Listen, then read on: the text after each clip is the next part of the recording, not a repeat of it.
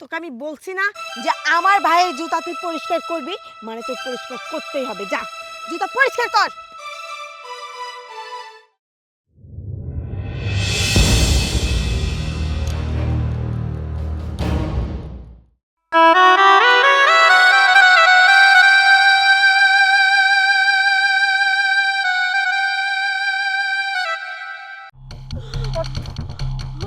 আরে ওঠ, তোর এত বড় সাহস, তুই আমাকে হুমকি দিচ্ছিস?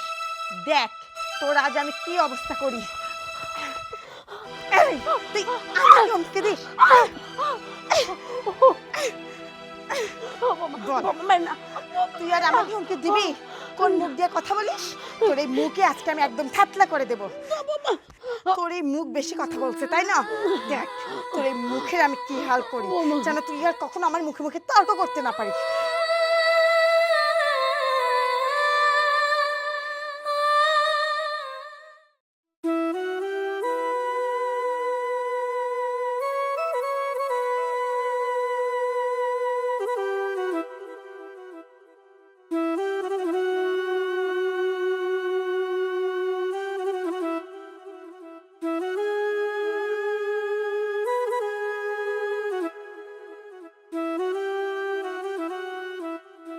বাজান, কি আছে? কয়টা টাকা ভিক্ষা দিবে? সারাদিন অনাহারে দিন কাটাচ্ছে। কয়টা টাকা ভিক্ষা দিলে দোকান থেকে কিছু কিনে খাইতাম। কি কোন আছে? আপনি সারাদিন কিছু খান নাই? আপনার বাসায় কি আপনার ছেলে মেয়ে নাই?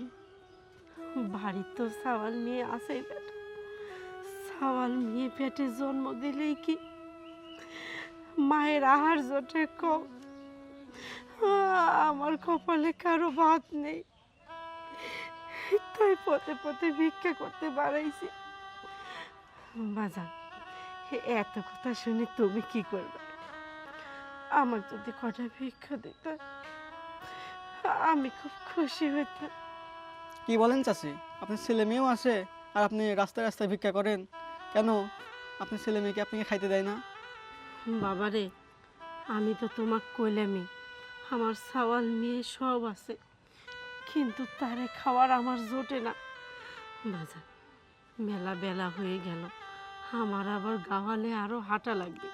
তুমি আমার কয়টা যদি ভিক্ষা দিতে আমি সামনের দিকে আগাইতাম।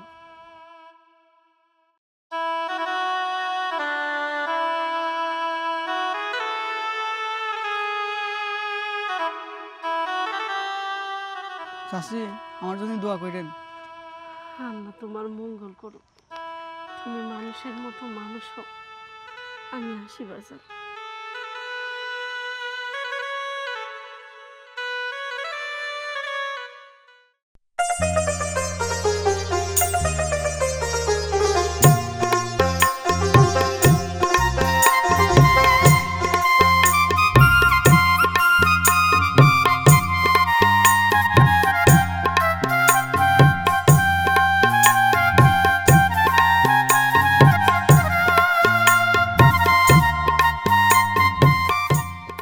মা, মা, আখি, আখি,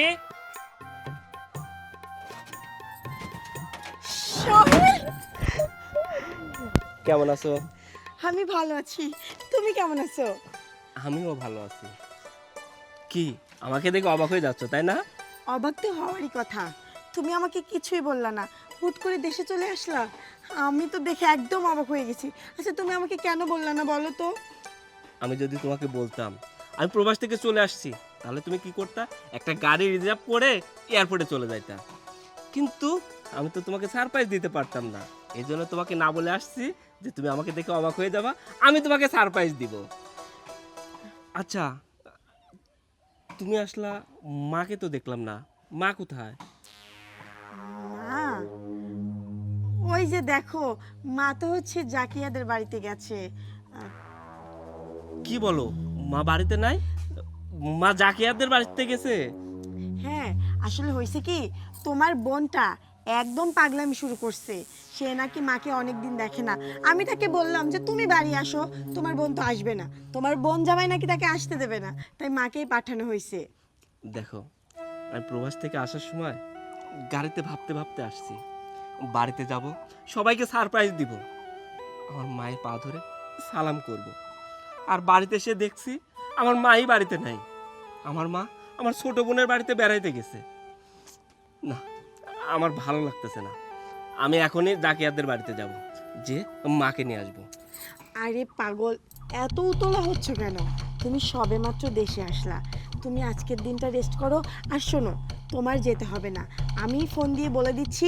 তুমি দেখো, মা সহকারে জাকিয়া এবং তার জামাই সবাই চলে আসবে তোমাকে দেখার জন্য। তুমি এত চিন্তা করছো কেন? মা তো আর একেবারে যায়নি। না, তুমি কখন ফোন দিবা আর কখন মা আসবে আর কখন আমি মাকে দেখবো, তার সাথে আমি এই বোনেদের বাসায় যাই, যাই জাকিয়াদেরকে সবাইকে নিয়ে মাকে নিয়ে বাড়িতে আসবো। ধুর বোকা, তুমি এতদিন পরে দেশে আসছো, আমার কি ইচ্ছে করছে না তোমার সাথে আমি একটু একাকিত্ব সময় কাটাই? আচ্ছা তুমি বাদ দাও না, আমি এক্ষুনি ওদেরকে ফোন করে দিচ্ছি, চলে আসবে মা। তুমি এখন রুমে চলো তো। আচ্ছা, এখনই ফোন দিবা, এই সন্ধ্যার আগেই যেন মা আর সবাই চলে আসে। আচ্ছা ঠিক আছে, এখন চলো। আচ্ছা ঠিক আছে, ভিতরে চলো। চলো।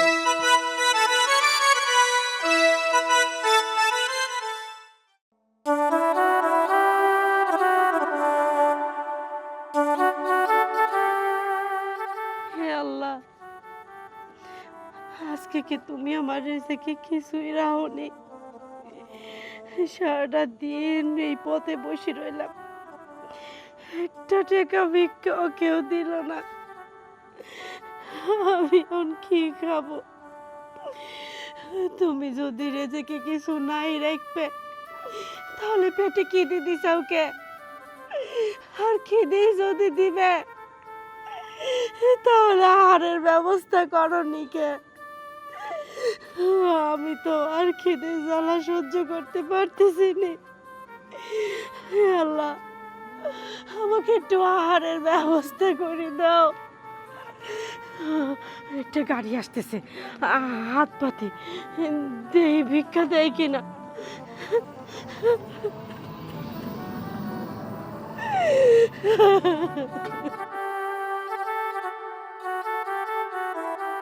এই গাড়িতে নো একটা টাকা কেউ ভিক্ষা ফেলাইলি না। হাই রে কপাল, সাওয়াল থায়ে প্রবাসে, আর আমি কিনা রাস্তার ভিক্ষুক। প্রবাসীর মা রাস্তার ভিক্ষুক। সেই ফজরের সময় এসে বইছি, এখন এসার আজান পড়ে গেছে, একটা টাকা ভিক্ষা পাইলাম না। আমি এখন কই যাব? এসার আজান পড়ে গেছে, আমি এখন কি করব? হে আল্লাহ, আমাকে একটা পথ দেখাও।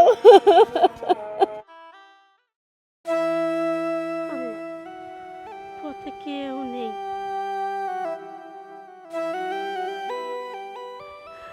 বাজান, হয়ে বাজান, ঘরে টাকা ভিক্ষা দেও না।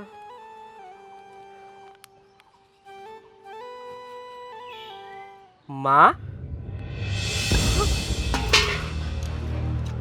মা, সোহেল, মা, তুমি রাস্তায় ভিক্ষা করছো কেন?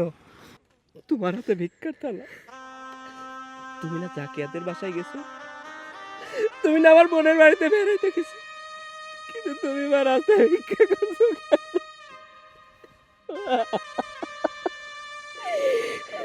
না রে বাবা, তুই যা জানিস সব মিথ্যা। নিশ্চয় তোর বউ কইছে যে আমি জাকিয়াদের বাড়ি গেছি। আমি জাকিয়াদের বাড়ি যাইনি। হ্যাঁ মা, আমি প্রবাস থেকে আসার পরে আকিকে জিজ্ঞাসা করছি আমার মা কোথায়। আকি বলছে তুমি নাকি জাকিয়াদের বাসায় বেড়াইতে গেছো। কিন্তু আমি এটা কি দেখছি মা, তুমি রাস্তায় ভিক্ষা করছো কেন? মা, আমি কি এই দিন দেখার জন্য প্রবাসী এত কষ্ট করছি যে একজন প্রবাসী মা রাস্তায় রাস্তায় ভিক্ষা করবে? মা, তুমি রাস্তায় ভিক্ষা করছো কেন?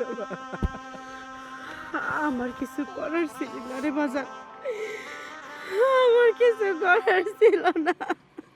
মা, তোমার সঙ্গে কি এমন হয়েছে যে তুমি রাস্তায় ভিক্ষা করতে বাধ্য হয়েছো?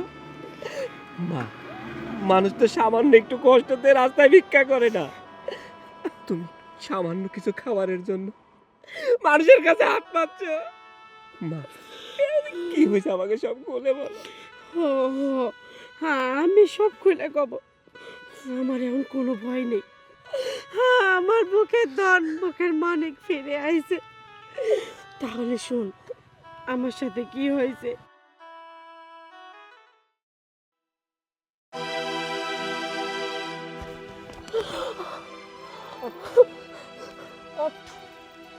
এই, তোকে কতবার বলছি তুই এই বাড়ি থেকে বের হয়ে যা, কিন্তু তুই আমার কোনো কথা না শুনে এই বাড়িতে কেন পড়ে আছিস?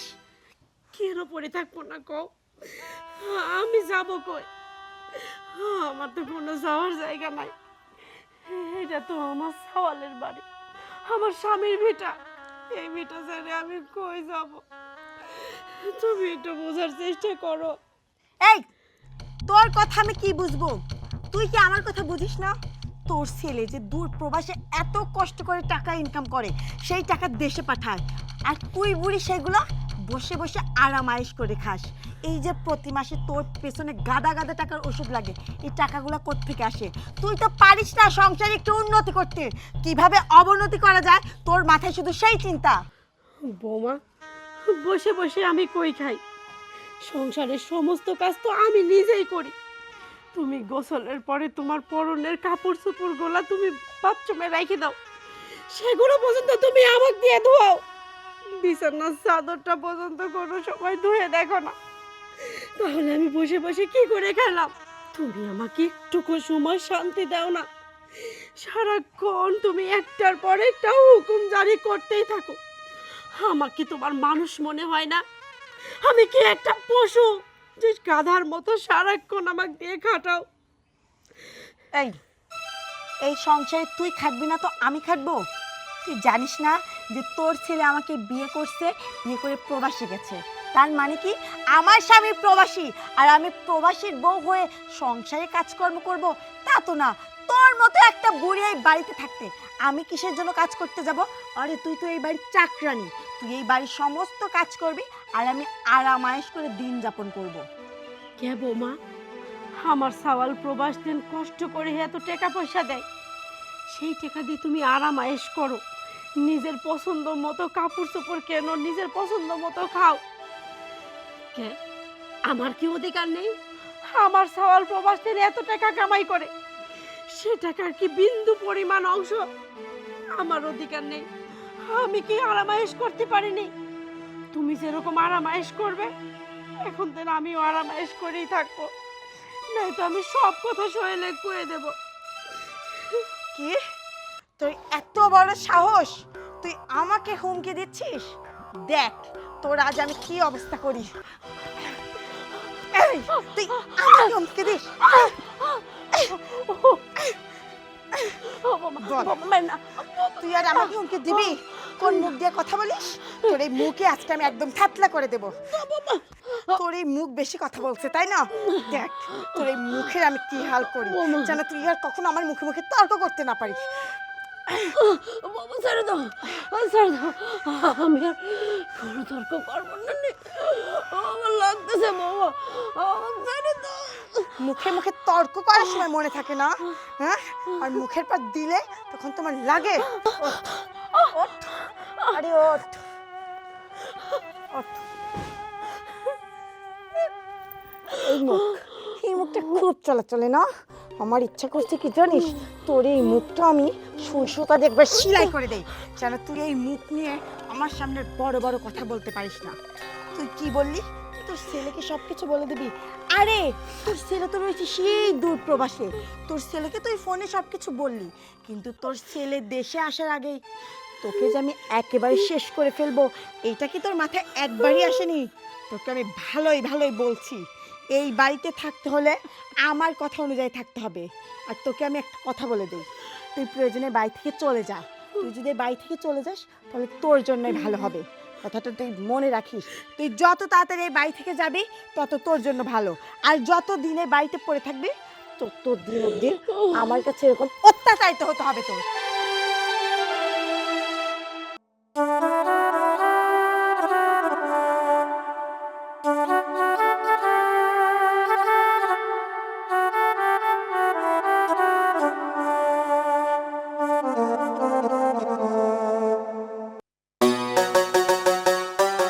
আপু, তুমি এত তাড়াতাড়ি কোথায় যাচ্ছাও? আর বলিস না, ওই যে পাশের বাড়ির ওই মেয়েটার কাছে আমার কিছু কসমেটিক্স আনতে দিয়েছিলাম, ওইগুলোই আনতে যাচ্ছি। কিন্তু জীবন, তুই তুই হঠাৎ করে কোত্থেকে আসতেছিস? আসলাম, ভাবলাম যে অনেক দিন তো তোমাদের বাসায় ঘুরি না, তাই কলেজটাও ছুটি দিল, তাই ভাবলাম যে তোমাদের বাসা থেকে ঘুরেই আসি। ভালোই করেছিস। আমিও তো সারাক্ষণ সংসার নিয়ে ব্যস্ত থাকি, আমি তো আর বাড়িতে যাওয়ার সময় পাই না। তা মা বাবা কেমন আছে রে? আলহামদুলিল্লাহ, আম্মা সবাই, বাসার সবাই অনেক ভালো আছে। তোমাদের বাসার সবাই ভালো আছে তো? আমার বাসাতে আমি আছি, আর আমার যে শাশুড়ি, তার কথা বাদ দে, সে এমনিতেই সবসময় ভালো থাকে। বুঝিস না, তার ছেলে থাকে প্রবাসে, প্রতি মাসে মোটা অঙ্কের টাকা পাঠায়, সেই টাকা শুধু 2 হাত ভরে খরচ করে, সে ভালো থাকবে না? আচ্ছা যাই হোক, তুই কিন্তু অনেক রোগা হয়ে গেছিস, তুই ঠিকমতো খাওয়া দাওয়া করিস না, তাই না? কই, আমি তো আরো মোটা হয়ে গেছি, তুমি অনেকদিন পরে দেখতেছো তো, এই জন্য। আসলে থাক, সার দিয়ে আর মাছ দেখতে হবে না। তুই যে বন্ধু বান্ধব নিয়ে একটু বেশি ঘুরে বেড়াস, তা আমি ভালো করেই জানি। কিন্তু তুই হেঁটে আসলি কেন? তোর বাইকটা কি হয়েছে? তোর ভাইয়া তোকে এত শখ করে গাড়ি কিনে দিল, গাড়ি রেখে আসছিস? গাড়ি রেখে আসবো না? তুমি দেশের অবস্থা দেখতে চাও না, যে পরিমাণে তেলের সংকট, ওই অত বড় সিরিয়াল দিয়ে আমি এই তেল তুলতে যাব নাকি? তাই ভাবলাম হেঁটেই আসি। আর তোমাদের এদিক তো গাড়ি ঘোড়াও চলে না। তাও ঠিক বলছিস, এত দূর হেঁটে আসছিস, তোর পা। জীবন, তোর জুতাতে এত ধুলা? কি করব, তোমাদের বাসায় আসার তো একটাই রাস্তা, যে পরিমাণে নোংরা রাস্তা, এই নোংরা রাস্তাতে তোমরা চলাচল করো কেমনে? এই যে কিছুক্ষণ আগে আসতে লাগে, দেখো তো জুতায় ধুলা পরে কি একটা অবস্থা। এদিকে আবার মুছিও নেই যে জুতাটা একটু পরিষ্কার করে আনবো। তুই এত চিন্তা করছিস কেন? তুই তোর বোনের বাড়িতে আসিস নাই? শোন, মুচির কাছে গিয়ে যদি তুই জুতা পরিষ্কার করতি, তাহলে তো তোর 50-100 টাকা খরচ হইতো। তুই আমার বাড়িতে এসেছিস, তোকে আমি ফ্রিতে এই জুতা জোড়া পরিষ্কার করে দেওয়াবো। তুই শুধু আমার সাথে চল। কি বলো আপু, সত্যি? আরে হ্যাঁ, সত্যি, চল। ঠিক আছে আপু, তাইলে চলো। আয়।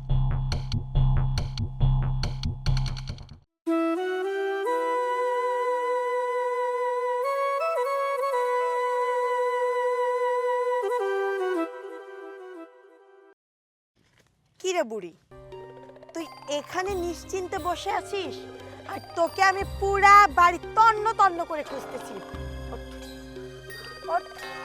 বোমা, কি করবো এসব? ছাড়ো, কিছু না হইতে খালি গায়ে হাত দাও, কেমন স্বভাব? চুপ, একদম চুপ, একটা কথাও বলবি না। আমি যা বলবো তা শুধু শুনবি, আর যা করতে বলবো সে কাজগুলো করবি। এই, তোকে কি আমি এই বাড়িতে খাওয়ায় পড়ায় রাখতেছি যে তুই এই বাগানে এসে আরামায়েশ করবি? কখনো না। তুই এই বাড়ির দাসী, তুই এই বাড়ির চাকরানি, এই কথা কি তুই ভুলে যাস? এই বাড়ির সমস্ত কাজকর্ম তোকে করতে হবে। তাহলে তুই কেন এই বাগানে এসে আরামায়েশ করছিস? না, আমি ভুলে যাইনি যে এই বাড়ির আমি দাসী চাকরানি। তবে কিন্তু আমি এটাও ভুলিনি যে আমি সোহেলের মা। সোহেলের সমস্ত কিছুর পর আমারও অধিকার আছে। তুমি মহারানীর মতো এই বাড়ির থাকো, আর আমি চাকরানির মতো এই বাড়ির থাকি। সমস্ত কাজ তো আমিই করি। আমার কি খারাপ লাগতে পারে না? আমার শরীরটা ভালো লাগতেছিল না, সেই জন্য আমি এই জায়গায় এসে বসে রয়েছি। এটাও কি আমার অপরাধ? বুঝি না, মাসের শেষের দিকে তো চলে আসছে। তুই ভালো করেই জানিস যার কিছুদিন পরে তোর ছেলে বেতন পাঠাবে, আর তোর তো এখন শরীর খারাপ হবেই, কারণ ওষুধ নিতে হবে, টাকা পয়সা হাতিয়ে নিতে হবে। শোন, তুই যে আশা করে এসব ভান ধরে আছিস না, সেই আশা কোনোদিনও তোর পূরণ হবে না। তোর সাথে আমি এত কোনো কথা বলতে চাচ্ছি না। তোর কাছে যে জন্য আসা, এই যে দেখ, আমার ভাই আসছে অনেক দিন পরে। আমার ভাইয়ের জন্য ভালো মন্দ রান্না করবি, ফ্রিজে যা যা আছে সব কিছু রান্না করবি। আরেকটা কথা, মূল কথাটা হচ্ছে, আমার ভাই আজকে গাড়ি নিয়ে আসেনি। তোদের এলাকার যে রাস্তা না, এই নোংরার ভিতরে আমার ভাই এত কষ্ট করে হেঁটে আসছে। দেখ, আমার ভাইয়ের অত দামি জুতাটা ময়লায় দেখ একদম কি অবস্থা হয়েছে। আমি বলি কি তুই সুন্দর করে আমার ভাইয়ের জুতাটা পরিষ্কার করে দে। যা। কি কইলে তুমি এটা? কি কইলা? তোমার এত বড় আসপর্দা যে তোমার ভাইয়ের পায়ের জুতা আমাক করছো পরিষ্কার করতে? তোমার এত সাহস আসে কোনতে? হ্যাঁ, যাও, তোমার যদি মন চায় তুমি যাই পরিষ্কার করো, আমি কখনো করবো না নে। আমি বুঝতে পেরেছি দিন দিন তোর সাহস খুব বেড়ে যাচ্ছে। তোকে আমি বলছি না যে আমার ভাইয়ের জুতা তুই পরিষ্কার করবি, মানে তোর পরিষ্কার করতেই হবে। যা, জুতা পরিষ্কার কর।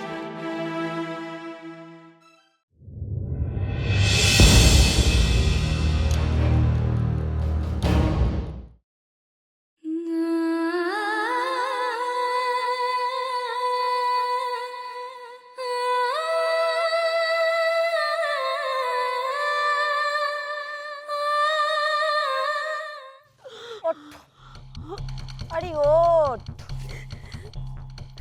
খেয়ে খেয়ে তো শরীরটা বানাচ্ছিস, কিন্তু কাজের বেলায় একটুও না।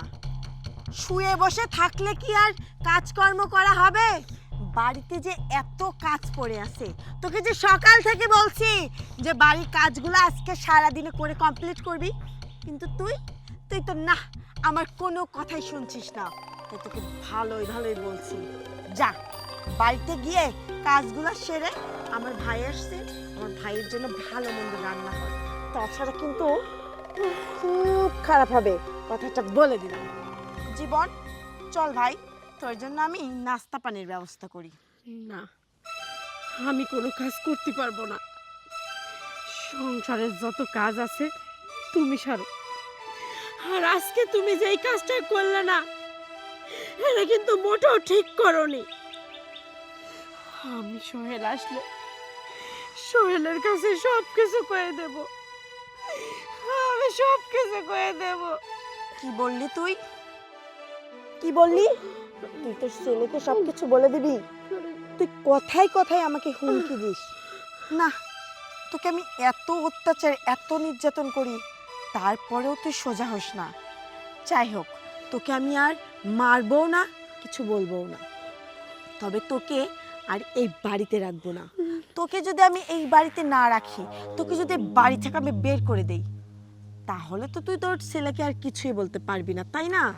তাহলে আজকে আমি এই কাজটাই তোর সাথে করব। যা, এই মুহূর্তে তুই বাড়ি থেকে বের হয়ে যাবি। না না বৌমা, আমি কই যাব? আমাকে তারাই দিও না। আমি এই বাড়িতে কোনো জায়গায় যাবো না নে। আমাকে তারাই দিও না তুমি। তোকে তাড়িয়ে দেবো না, তোর এই রং তামাশা দেখার জন্য তোকে আমি এই বাড়িতে রাখবো? যা, এক্ষুনি এই বাড়ি থেকে বের হয়ে যাবি। আর একটা কথা, শুধু এই বাড়ির আশেপাশে না, তোকে যেন আমি এই পুরো গ্রামের আশেপাশেও না দেখি। যা, বের হয়ে যা।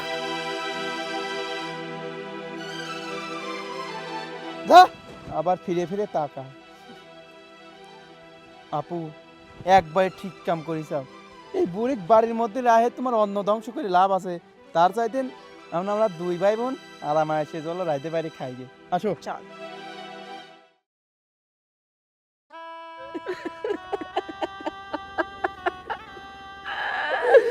মা, তোমার সঙ্গে এত কিছু হয়েছে, আমাকে তো একটাবারে বলনি। একটাবার আমাকে বলতা। আমি আমি খুব চেষ্টা করেছি খুব জানানোর জন্য, কিন্তু আমি পারিনি।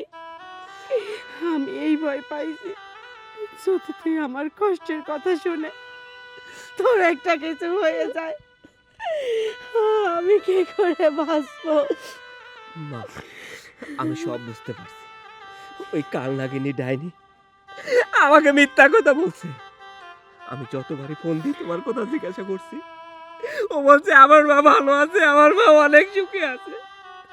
কিন্তু আমি বুঝতে পারি না যে ও আমার মাকে এরকম নির্যাতন করছে, অত্যাচার করছে। ঠিক মতো খাইতে দেয়নি, এক মুঠো খাবারের জন্য আমার মা রাস্তায় রাস্তায় ভিক্ষা করে। মা, তুমি আমার সঙ্গে বাড়িতে চলো, আমি আখির মুখোমুখি হতে চাই।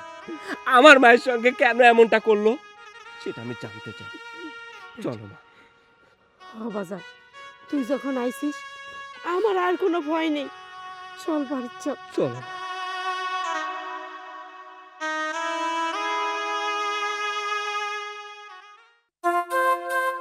হ্যাঁ সুলতানা বল। আমার আর ভালো থাকা, আমি যে প্যারার ভিতর পড়ে গেলাম তার তোকে বলে বোঝাতে পারবো না। আর বলিস না, সোহেল তো দেশে আসছে, দেশে এসেই তার মাকে খোঁজাখুঁজি করছে।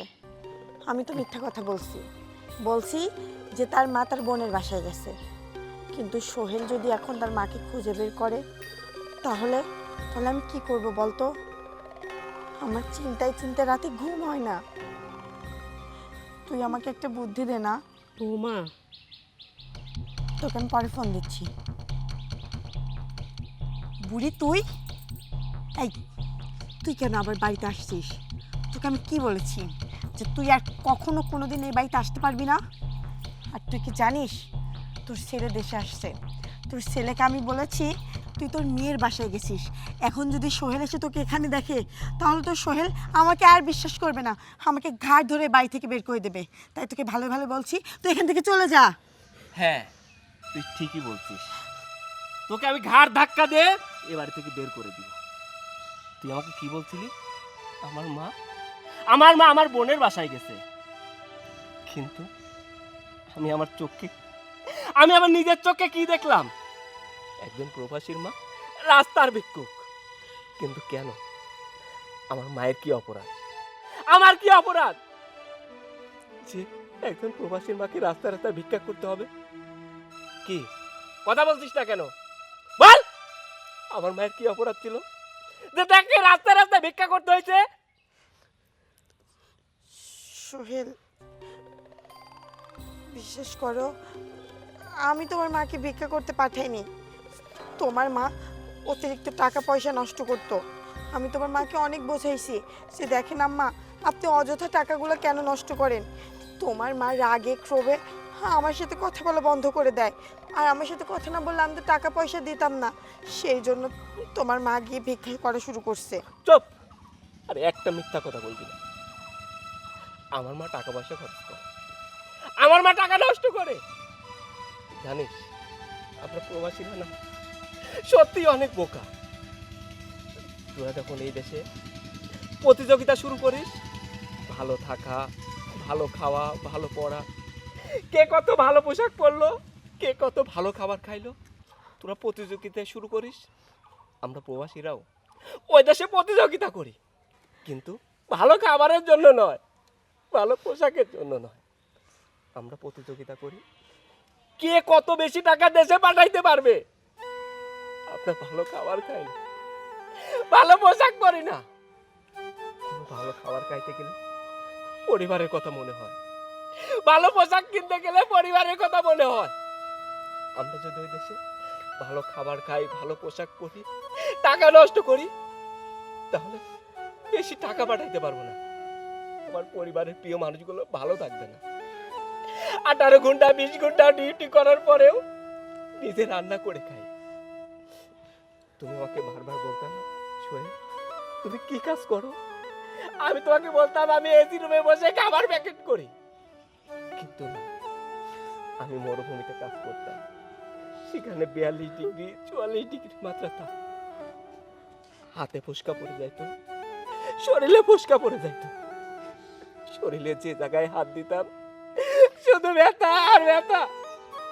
কিন্তু এই কষ্টের কথাগুলো আমি কখনোই প্রকাশ করি না, কারণ একজন প্রবাসী মনে করে একজন প্রবাসী যদি ভেঙে পড়ে, একজন প্রবাসীর কষ্টের কথা যদি তার পরিবারকে বলে, তারা অনেক কষ্ট পাবে।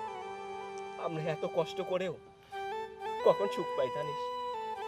যখন ভিডিও কলে দেখি আমার প্রিয় মানুষগুলো আমাদের জন্য হাসছে, আমার সঙ্গে ভালো করে কথা বলছে আমি অনেক ভালো আছি, তখন প্রত্যেকটা প্রবাসী সারা মাসে যে কষ্ট করে টাকা উপার্জন করে সে সব কিছু ভুলে যায়। আমি তাদের দলের একজন। আমি এত কষ্ট করে টাকা ইনকাম করছি, দিন শেষে ভাবছি আমার মা ভালো আছে, আমার পরিবারের সবাই ভালো আছে, আমার কষ্টটা কষ্ট মনে করি নাই। কিন্তু আজকে যখন আমি দেখলাম একজন প্রবাসীর মা রাস্তায় রাস্তায় ভিক্ষা করছে, সবাইকে বলছে আমাকে 5টা টাকা দাও, আমাকে 10টা টাকা দাও, আমি সকাল থেকে কোনো কিছু খাইনি। এই দৃশ্য দেখার পরে আমার মনে হচ্ছিল আমার পায়ের নিচে মাটি নেই, পৃথিবীটা কাঁপছে। আমার মনে হচ্ছে ওই আকাশটা ভেঙে আমার মাথার উপরে পড়ছে। আমি এই দিন দেখার জন্য এত কষ্ট করছি, আমি এই দিন দেখার জন্য প্রবাসী এত কষ্ট করে টাকা উপার্জন করি নাই। আমার মাকে ভালো রাখার জন্য আমি ওই দূরপ্রবাসী এত কষ্ট করছি। আর আমার মাই যদি রাস্তায় ভিক্ষা করে তাহলে তো আমি তোকে ক্ষমা করবো না। আমার মা রাস্তায় রাস্তায় ভিক্ষা করছে, আর আমি যখন প্রবাস থেকে আসলাম তুই আমাকে সুন্দর করে সাজিয়ে গুজে মিথ্যা কথা বললি। আমার মা আমার বোনের বাসায় গেছে।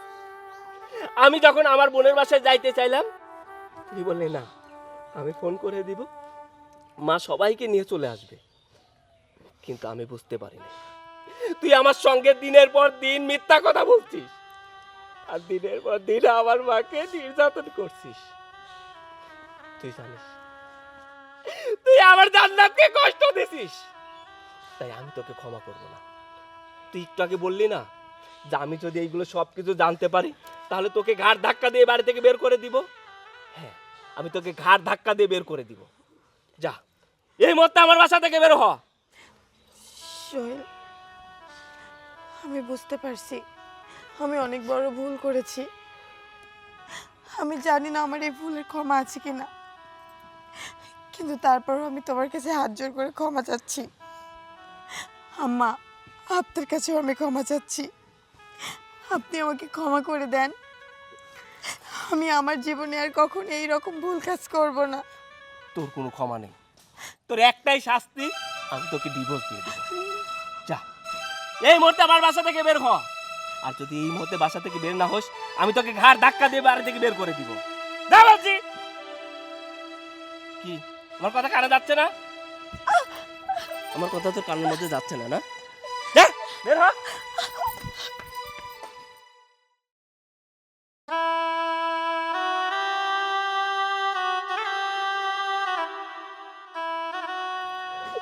মা, তুমি আমাকে ক্ষমা করে দিও। বিশ্বাস করো মা, আমি জানতাম আমার মা অনেক সুখী আছে, আমার মা অনেক ভালো আছে, কিন্তু আমার জানতাম না আমার মার এত কষ্ট। বেটারে, কষ্ট পাইস নি। তুই তো কিছুই জানতো না। তুই জানলে কি আর আমার এতটা কষ্ট হইতো? আর কিসের জন্য তুই ক্ষমা চাচ্ছিস?